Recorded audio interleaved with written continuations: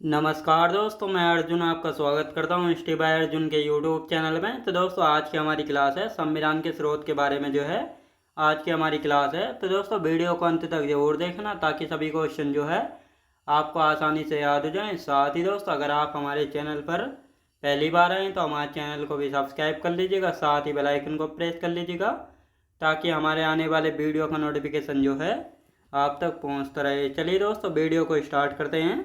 तो आज की क्लास में हम जानेंगे संविधान के स्रोत के बारे में, यानी किस देश से क्या व्यवस्था भारतीय संविधान में जोड़ी गई है। तो दोस्तों, यदि बात करते हैं संविधान के स्रोत के बारे में, यानी जब हमारा संविधान बन रहा था तो हमारे संविधान निर्माताओं ने लगभग 60 देशों के संविधानों को पढ़ा था और उनको पढ़ने के बाद केवल 10 देश चुने गए थे जिनसे कुछ ना कुछ भारतीय संविधान में शामिल किया गया था। तो 10 देश कौन कौन से थे? तो दोस्तों, यहाँ पे ब्रिटेन था, Ireland, America, Australia, Canada, Japan, दक्षिण अफ्रीका, रूस, फ्रांस और जर्मनी। तो ये 10 देश थे जिनसे कुछ ना कुछ भारतीय संविधान में ऐड किया गया था।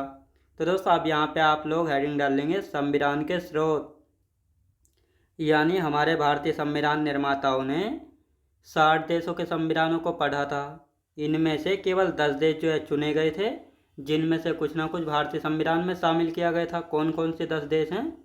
ब्रिटेन, जापान, आयरलैंड, दक्षिण अफ्रीका, अमेरिका, रूस, ऑस्ट्रेलिया, फ्रांस, कनाडा और जर्मनी। इन 10 देशों से कुछ ना कुछ हमारे भारतीय संविधान में शामिल किया गया था। अब दोस्तों, यहाँ पे एक एक करके देखेंगे इनसे क्या क्या लिया गया है। तो अब सबसे पहले हम बात करेंगे कि हमारे भारतीय संविधान का सबसे बड़ा स्रोत कौन सा है, यानी सबसे ज़्यादा आर्टिकल कहाँ से लिए गए हैं। तो भारतीय संविधान का सबसे बड़ा स्रोत हुआ तो कौन सा है? भारतीय संविधान का सबसे बड़ा स्रोत की यदि बात करेंगे तो भारत शासन अधिनियम 1935 भारतीय संविधान का सबसे बड़ा स्रोत है, क्योंकि दोस्तों यहाँ से लगभग 250 आर्टिकल भारतीय संविधान में शामिल किए गए हैं। तो इसीलिए भारत शासन अधिनियम 1935 को भारतीय संविधान का सबसे बड़ा स्रोत माना जाता है। तो ये आपको अच्छे से यहाँ पे याद रखना है। अब दोस्तों, यहाँ पे हम बात करेंगे भारत शासन अधिनियम 1935 से कौन कौन सी व्यवस्थाएं ली गई हैं। तो भारत शासन अधिनियम 1935 आप लोग यहाँ पे हेडिंग डाल लेंगे। तो अब यहाँ पे हम बात करेंगे संघ लोक सेवा आयोग, जिसको हम वर्तमान में यूपीएससी के नाम से जानते हैं। तो यहाँ पे नोट करके लिखेंगे, यानी यूपीएससी की स्थापना 1926 में ली आयोग की सिफारिश पर हुई थी। लेकिन अगर पूछा जाए किस अधिनियम के तहत, तो भारत शासन अधिनियम 1919 के तहत इसकी स्थापना हुई थी। लेकिन कब हुई थी? 1926 में ली आयोग की सिफारिश पर। तो यूपीएससी के नाम से इसकी स्थापना हुई थी? नहीं, केंद्रीय लोक सेवा आयोग के नाम से इसकी स्थापना हुई थी और 1935 में संशोधन करके इसमें इसका नाम यूपीएससी संघ लोक सेवा आयोग रख दिया गया था। तो ये आपको अच्छे से याद रखना है। भारतीय संविधान में यूपीएससी को कहाँ से? भारत शासन अधिनियम 1935 से लिया गया है। तो ये आपको अच्छे से याद रखना है। यूपीएससी के प्रथम अध्यक्ष कौन थे? रोज बारकर। याद रखें दोस्तों, रोज बारकर थे। तो ये आपको अच्छे से यहाँ पे याद रखना है। अब आते हैं शक्तियों के वितरण की 3 सूचियाँ, यानी शक्तियों के वितरण की जो 3 सूचियाँ हैं इनको भारत शासन अधिनियम 1935 से लिया गया है। प्रशासनिक व्यवस्था, प्रशासनिक व्यवस्था की यदि बात करते हैं तो इसको यहीं से लिया गया है। लेकिन प्रशासनिक व्यवस्था क्या है? तो जिस प्रकार भारत को दोस्तों 3 लोग मिलकर चलाते हैं, यानी प्रधानमंत्री, राज्य में मुख्यमंत्री और साथ ही डिस्ट्रिक्ट में कौन होते हैं? डीएम होते हैं, यानी डिस्ट्रिक्ट मजिस्ट्रेट। इनके नीचे बहुत सारे अधिकारी होते हैं जो कि मिलकर काम करते हैं। तो इसी को प्रशासनिक व्यवस्था कहा जाता है। तो ये आपको अच्छे से याद रखना है। न्यायपालिका का ढांचा, यानी जो हमारी न्यायपालिका का ढांचा है वह कैसा है? त्रिसंघीय, यानी इस प्रकार है। यानी सबसे ऊपर सुप्रीम कोर्ट, फिर है दोस्तों यानी देश में एक सुप्रीम कोर्ट होगा, हर राज्य में हाई कोर्ट होगा और हर जिले में डिस्ट्रिक्ट कोर्ट होगा। याद रखेंगे क्या? डिस्ट्रिक्ट कोर्ट होगा। तो ये आपको अच्छे से याद रखना है। राज्यपाल का पद कहाँ से लिया गया है? भारत शासन अधिनियम से। आपातकाल लगाने की जो शक्तियाँ, यानी आपातकाल लगाने की शक्तियाँ कहाँ से? भारत शासन अधिनियम से। लेकिन आपातकाल की जो व्यवस्था है कहाँ से लिया गया इसको? जर्मनी के संविधान से। तो ये आपको पता लग गया। अब आएंगे हम ब्रिटेन के बारे में। तो ब्रिटेन की यदि बात करते हैं, यहाँ पे हेडिंग डाल लेंगे आप सब लोग, ब्रिटेन के संविधान से क्या क्या व्यवस्था जो है ली गई है। तो यहाँ से एकल नागरिकता, यानी भारत में जो एकल नागरिकता है, इसको ब्रिटेन के संविधान से लिया गया है। संसदीय व्यवस्था, भारत में जो संसदीय व्यवस्था है, यानी जिसके 2 सदन होते हैं संसद के, लोकसभा और राज्यसभा, यहीं से लिया गया है ब्रिटेन से। द्विसदनीय व्यवस्था, द्विसदनीय व्यवस्था क्या है, यानी केंद्र में 2 सदन होंगे, लोकसभा और राज्यसभा, और राज्य में भी 2 सदन होंगे। कौन से? विधानसभा और विधान परिषद। तो ये आपको अच्छे से याद रखना है। विधि का शासन, यानी कानून के रूप में सभी समान है, गरीब हो अमीर हो, तो ये आपको अच्छे से याद रखना है।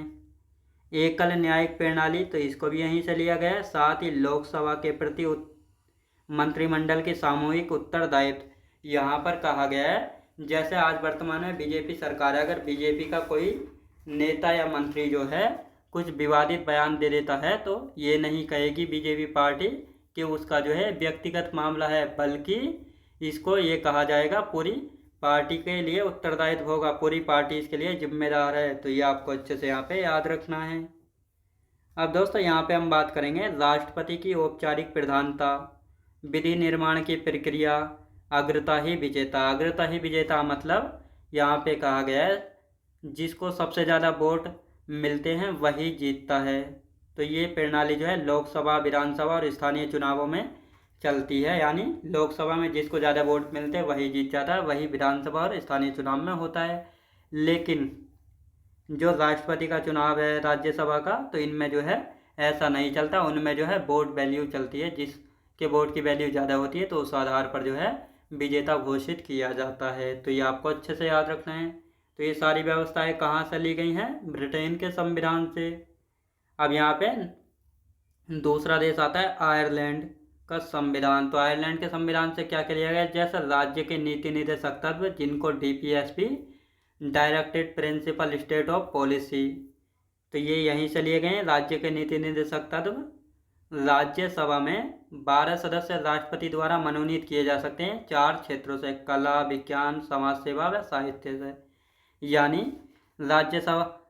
राज्यसभा में जो है 12 सदस्य राष्ट्रपति मनोनीत या नॉमिनेटेड करते हैं। तो ये पावर जो है आयरलैंड के संविधान से ली गई है। तो ये आपको अच्छे से याद रखना है। राष्ट्रपति का निर्वाचक मंडल एवं पद्धति, इसको भी आयरलैंड के संविधान से जो है लिया गया है। अब यहाँ पे हम बात करेंगे अमेरिका। अब अमेरिका का भी देख लेते हैं, अमेरिका से जो है क्या क्या जो है लिया गया है।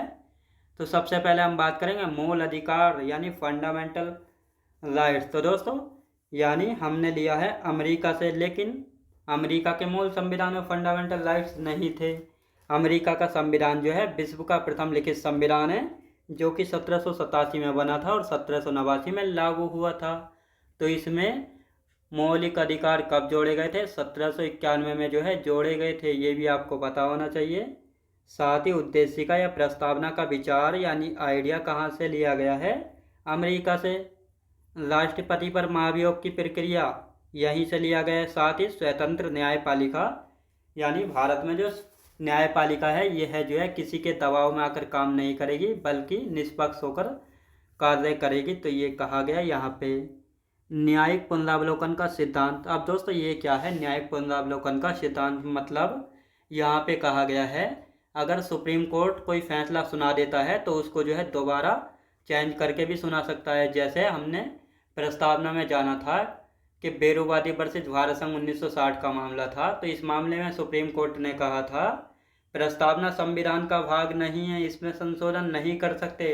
लेकिन केशवानंद भारती बनाम केरल, ये 1973 का मामला था, इसमें सुप्रीम कोर्ट ने कहा था प्रस्तावना संविधान का भाग है और इसमें संशोधन कर सकते हैं।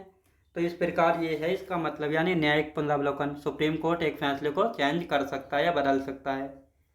लोक जनहित याचिका, ये भी यहीं से लिया गया है और भारत में इसके जनक है PN भगवती। सुप्रीम कोर्ट और हाई कोर्ट के न्यायाधीशों को पद से हटाने की प्रक्रिया भी यहीं से ली गई है। और उपराष्ट्रपति का पद, यानी भारत में जो उपराष्ट्रपति यानी वाइस प्रेसिडेंट है, इनका जो पोस्ट या पद है कहाँ से? ब्रिटेन के संविधान से नहीं, अमेरिका के संविधान से जो है लिया गया है।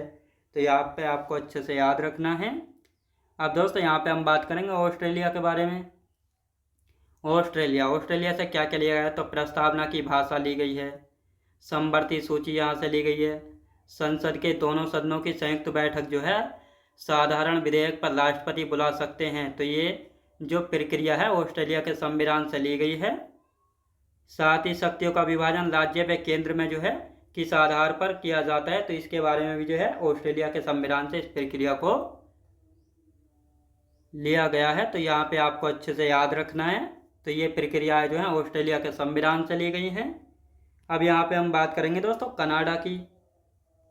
कनाडा से जो है क्या क्या लिया गया है, तो संघीय शासन प्रणाली, सशक्त केंद्र लिया गया। यानी सशक्त केंद्र मतलब केंद्र जो है राज्य से शक्तिशाली होगा, यानी कुछ पावर जो है किसके पास होंगे, राज्य के पास होंगे, लेकिन केंद्र जो है ज़्यादा शक्तिशाली होगा।